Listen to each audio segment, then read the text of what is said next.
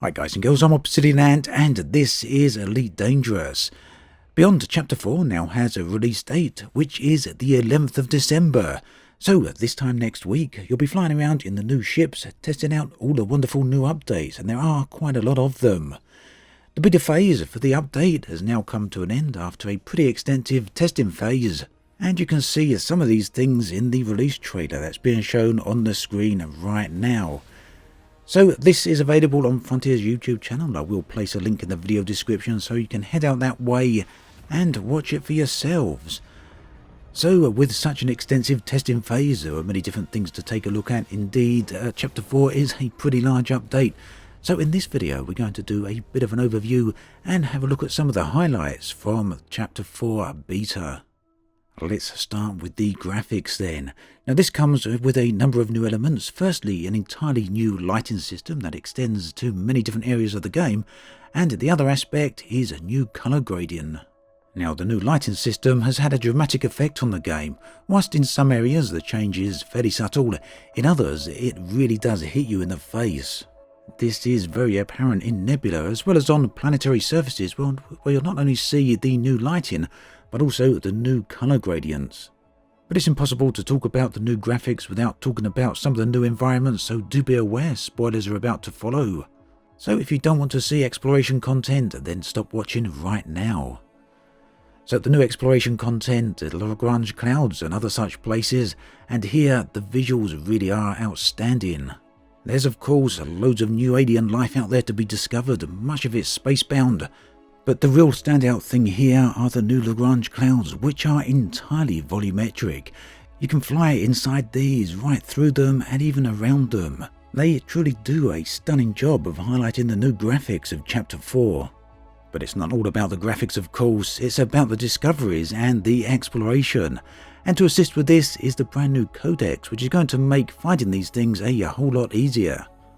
So whilst the Codex features a number of things that I'm not showing right here in this video, one of the highlights from it for me is the new discoveries element.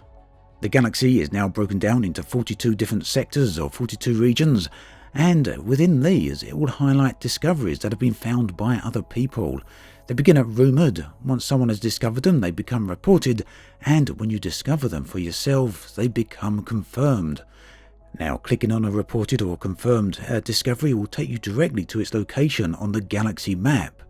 So in short, this means that every time something new is discovered, it will be shared in-game for the entire community to see. And talking of exploration and discoveries, we can't possibly discuss those without also discussing the new tools. Right here you can see the new system scanner, which allows you to find planetary bodies, moons and stars. And on the right you can see all the details of a particular planet, so you no longer have to fly over them to do a detailed surface scan. You can get all that information from a distance. This of course speeds up the entire process, and it also means that things like the roads to riches are now a little bit more profitable than they were previously. Further, these new tools allow you to find unidentified signal sources and scenarios, so that means no more randomly flying around in order to try and find the signal sources you desire. Now, whilst I mentioned you no longer have to fly up to a planet to get a detailed surface scan, you may want to head in that direction anyway to use the new surface probes. The game classifies this as mapping, and what it does is give you the first mapped by discovery tag, but what it's really doing is scanning the planet for surface features such as geysers, fumaroles, barnacles, any other form of life down there, as well as of course guardian structures and Thargoid locations. The nice bonus for this is that you no longer have to rely on longitude and latitude locations, but get a marker on your nav panel and can fly directly to these sites.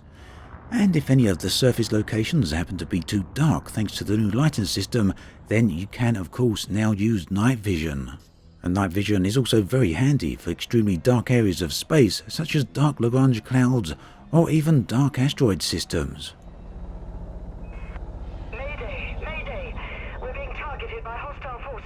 Requesting immediate assistance. Good to have you with us. Now take out those raiders. Scenarios are now a thing in Chapter 4, and that includes defense as well as assaults of megaships, rescuing, distress signals and many other such things. And this naturally goes a very long way to bring in much needed life to the galaxy. Scenarios are not just limited to human encounters though, the new Thargoid incursions sees to that. Incursions then are a new background simulation state where star systems can get invaded by the alien menace. Incursions will affect every faction within a star system. They also have a chance to damage a starport as well as all megaships within that system. Players will have the opportunity to fight off incursions, but if unsuccessful, the incursion will remain in place with the possibility of damaging further starports. Something that many people are no doubt going to be looking very forward to are the new ships. This right here is the Mamba. The other new ship is the Krait Phantom. Whilst the Mamba is very much combat focused, the Phantom is certainly going to be an extremely good exploration vessel. Unfortunately though, there's no new large vessels within the update. Mining is another aspect that's had a massive overhaul. It begins with using the new Discovery probes to find hotspots within a ring, and then flying through the ring to use the new pulse scanner, which will highlight valuable asteroids for you. 3 new modes of mining exist: surface mining, subsurface mining, and the mode many people are no doubt keen to try, deep core mining.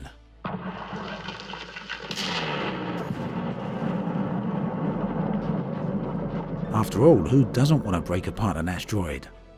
One thing I didn't touch on in this video is squadrons. That's something I should be discussing in detail in a future video, so do keep an eye out for that. Incidentally, as for that Chapter 4 release trailer from Frontier, what the heck is this? As always, thanks for watching, and I'll catch you guys and girls next time.